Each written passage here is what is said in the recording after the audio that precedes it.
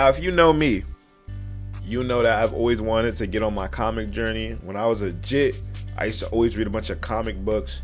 And so, you know, I want to relearn a lot of comics and do a lot of comic reactions. And I haven't done a lot of those in the past. So we're going to try to do more comic reactions on this channel. And with that being said, with the Blue Beetle movie coming out, I feel like I need a little refresher as to what exactly is going on in the Blue Beetle. So with that being said, we're finna watch some Blue Beetle, Jamie Reyes Origins Explained.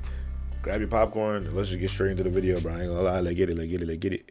What's going on, guys? This is Rob, and the trailer for Blue Beetle came out, and it looks amazing. So we're gonna cover the origin story of Jaime Reyes in DC Comics. So what this does is this initially picks up on Reach World with a race called the Reach. Now, the Reach is an damn, man, he got that voice. You know he read a lot of comics. Shout out my boy.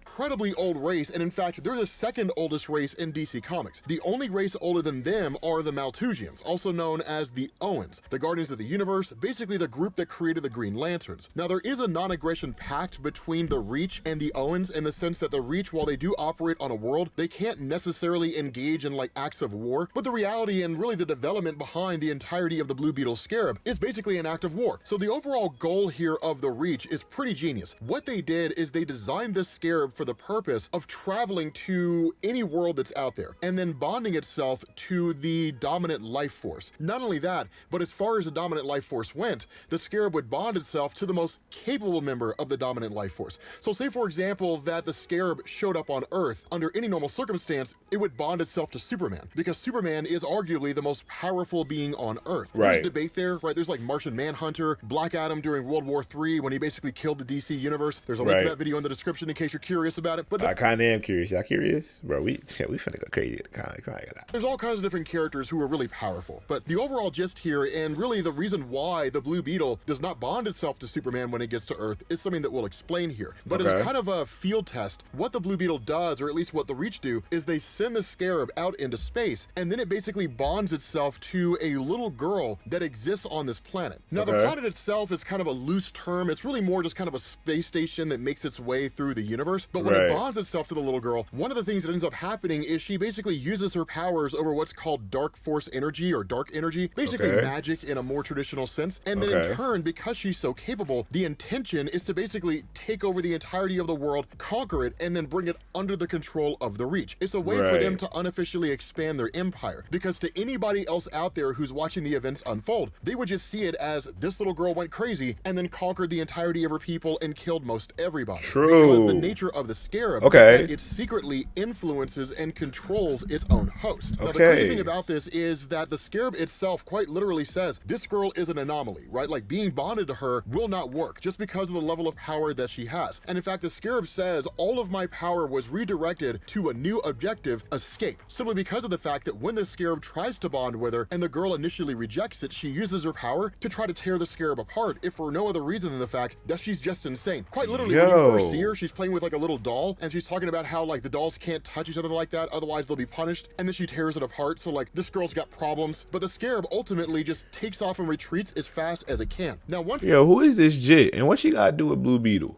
The Scarab gets away, we do spend a moment or two with this little girl. All this really told to us is that she will at some point become Lady Styx. But to the confines of this particular story, I don't know who that is. She's not overly important. But what ends up happening is that when the Scarab basically bails out and tries to get back to Reach, what ends up happening is that because the race had made enemies, specifically because of the fact that the Owens had learned that the Reach were engaging in acts of war, subterfuge, and basically violating the non-aggression treaty, the Green Lanterns responded. And so one of the Lanterns goes after the Scarab, and in response, the Scarab basically panics due to the fact that its systems are still suffering as a result of its experience with a little girl. It opens a portal and just takes off, and that's when it basically arrives on Earth in the UK. What are the chances?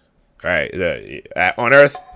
Right. Yucatan Peninsula in the very early days of humanity. And so once it crash lands here, literally just down in South America, that there is a tribe that does discover it. And when that happens, the leader of the tribe ends up bonding with the Scarab, and when it does, he becomes the first Blue Beetle on Earth. Now, one of the big differences here is that where the Scarab I didn't even know that. I didn't even know there was other Blue Beetles. I'm not gonna lie. I thought they were 101. initially created for the purpose of taking over the host, controlling the host, and then destroying the world and making the world ready for the Reach to invade. Because of his experience with a little girl, because of the conflict with the Green Lantern, the Scarab was basically damaged. And so what it does is it imbues its host with powers, but it can't control the host. And so it's just kind of left to the host to decide how those powers get used. Now, what we end up learning is that this group that is now in possession of the Blue Beetle Scarab, these are the Mayans. And the Mayans themselves have been chased off their own land by the Nahua. I was about to say, bro, if you know about the Mayans, bro, this is crazy how this relates to real history. People. I'm pretty sure that's how it's pronounced. I apologize if I've totally butchered it. But with the Blue Beetle... Well, not adds to, but they included... you know, in their possession, the Mayans end up taking their own land back. And this is really interesting the way that it's said, right? It's stated, in a matter of weeks, the Nahua were chased far from Maya lands. The survivors took refuge in a marsh where Mexico City stands today. If Sky Witness, which is the name given to the guy who has a Blue Beetle Scarab, if Sky Witness had not spared them, the Nahua would never have established the Aztec Empire. But even when they regained their might, the Aztecs remembered their old foe, and Sky Witness lived on. Now, we're also told Sky Witness ruled over the Maya for over 100 prosperous Earth years, but in time, my med systems could no longer prolong his life. Again, this monologue coming from the Blue Beetle Scarab itself. And so in response to this, the Sky Witness ends up going to his son, and where initially his son believed that the Scarab would be passed down from one generation to the next, the reality of the Sky Witness is twofold. First, he realizes the level of power that he has, and that power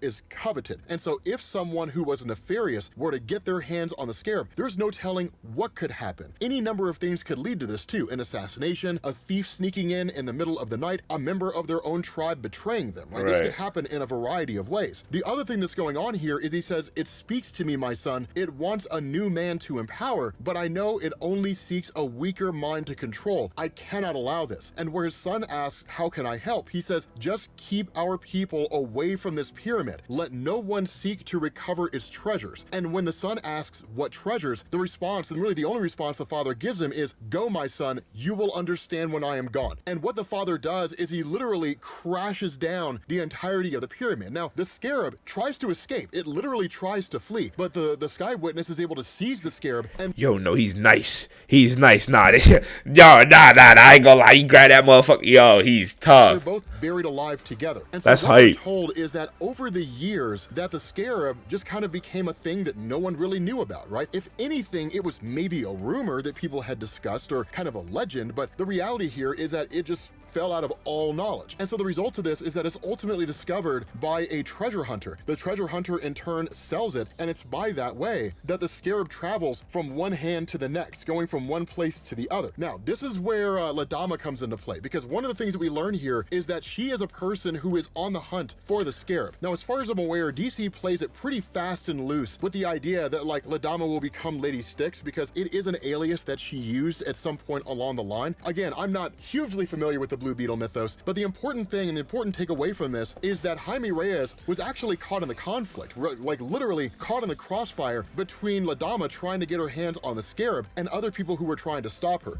The result of this is that it ends up bonding itself to Jaime Reyes, and that's how Jaime Reyes ended up becoming the Blue Beetle. But with that being said, guys, we're gonna bring this video to an end. Hopefully this origin story gets you caught up on the character. His origin is tough, bro. My boy Jamie, niggas say Jaime. What the fuck? Why are we calling him Jaime? That's really what they call him though, Jaime. I like Jamie better. Jaime? It is Jaime, you're right. Alright, man, with that being said, I hope you guys enjoyed the video right here. Make sure you like, subscribe, and comment. I'm definitely doing more comic content, more comic reaction, bro. I really enjoyed comics when I was a kid, I'm not gonna lie. It's a couple stories I want to do. The Darkest Night. Oh my god, the white. Yo, it's, yeah, I ain't gonna lie. We're gonna have some fun. With that being said, I hope you guys enjoyed this. Make sure you like, subscribe, comment. See you on the next one, bro. Peace. I'm not even streaming. Where does that come from? Why are you still here?